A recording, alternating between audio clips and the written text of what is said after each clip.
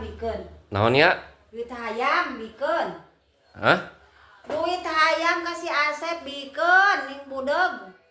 Iraha. Ayeuna ku si Lis ieu bikeun duit.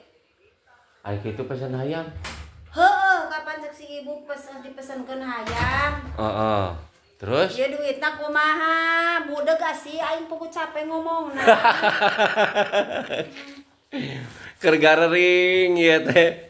Kumaha ieu teh bikeun kata Ika. Naonna? Ya Allah, kontol. Aduh, keur garering ieu teh. Jadi ayeuna mah gampang capek ngomong teh. Jadi ngonten teh ayeuna mah teu bener euy. Gering euy, garering, awe garering. Bikeun duit, Naon? duit Iraha. bikeun. Ayeuna ku si Elis ka pasar. Pesen hayam, pesen deh. Heeh, sok si ibu hayam nasi pesenkeun jadi duitna dibikeun.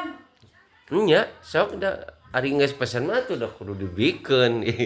Sok model. Ayeuna nanyakeun.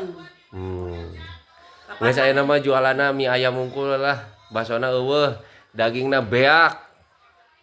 Jadi ayeuna mah teu ngagiling baso, jualanna mie ayam wungkul. Poe ayeuna hungkul. Ayeuna